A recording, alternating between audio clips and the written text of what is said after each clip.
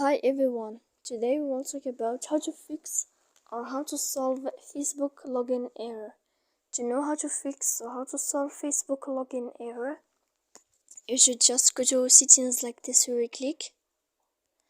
After that, in this page you will go to apps, default apps, app settings.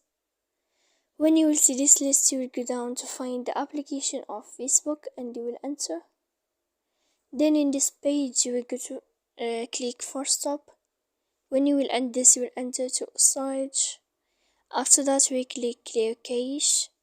Then you will go to click clear data. And when you will end all this stuff here, as you see, you can turn off your phone. So please don't forget to support us by like and subscribe. See you next time in another video. And thank you for your attention.